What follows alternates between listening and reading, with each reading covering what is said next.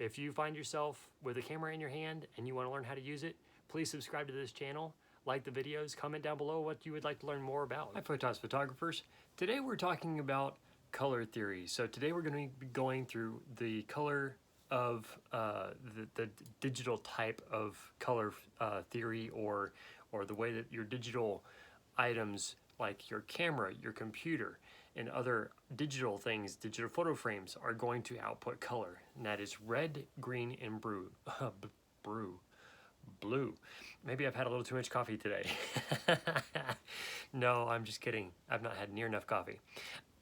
Red, green, and blue. Those are the primary three colors for digital devices. And the color, I'm looking for a good word here, but that color profile, let's call it a profile, that color profile for digital devices, red, green, and blue, are specifically designed so that you can mix and create the color and the contrast, the density, all within that digital frame and the image itself. I'm still looking for a good word to okay, let's call it digital media, because we'll be talking also about the media that these photos are printed on, and that's a whole different side of things. So let's focus on the digital side here with the red, green, and blue profiles, and let's look at what all that means here in the next several minutes. So the profile is built on the colors red, green, and blue. Out of those three, you can mix every color on the color spectrum, except here's the one key. And this is a major information point that's gonna base off of all the knowledge you're gonna need for mixing, well, that's an audio term, editing and finishing your photo digitally.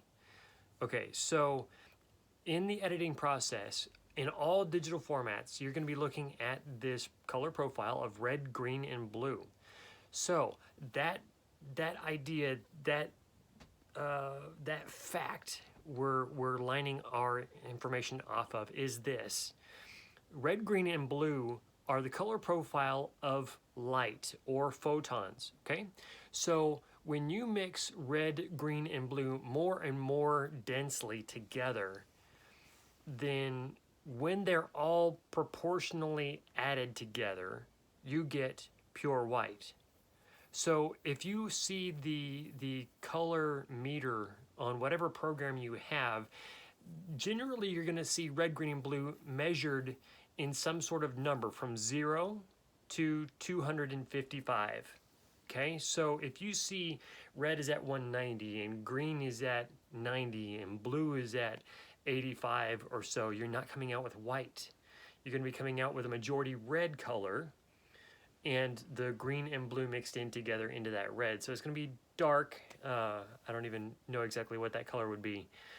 But if you use a hexadecimal color, you're going to see those red, green, and blue values in numbers and letter combinations.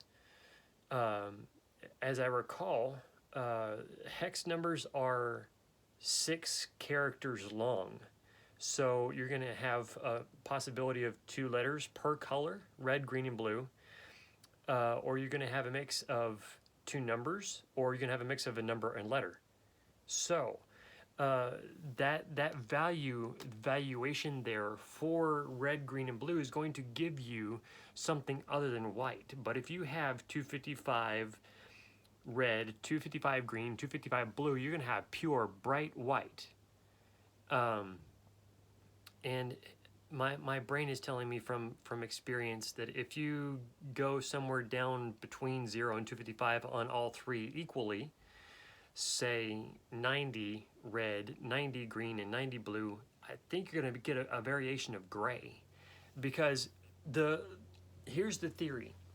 In the hexadecimal numbering and the value in the digital meters of red, green, and blue, the hexadecimal number, the closer you get to the hashtag 000000, is going to be all black. Yes, should be. Because the hexadecimal number of or value of hashtag F, F, F, F, F, F, and no, I'm not cursing, okay?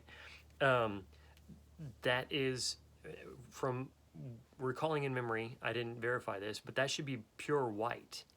So you're going to be seeing the hexadecimal value of the 255 red, 255 green, 255 blue in that hashtag all Fs.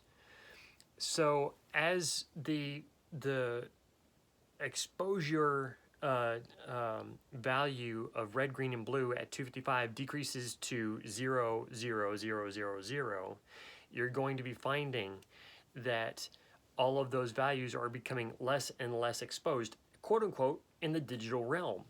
So the digital valuation of each component found in the digital photon expression, you're going to be having the mix of red, green, and blue together to create a pure white, or the variation of color hue in between. Does that make sense?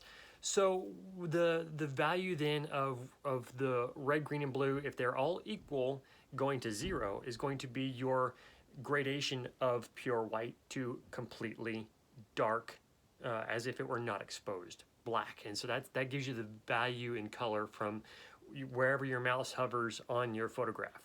So I hope that explanation of red, green, and blue and how those colors are mixed, where it comes from, helps a little bit in understanding more about what we get into in the color theory discussion of the coming videos.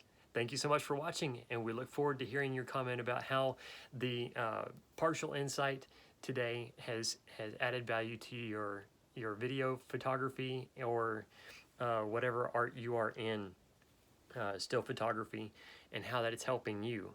If you're not yet a subscriber, we would love to have you subscribe. Thank you so much. God bless.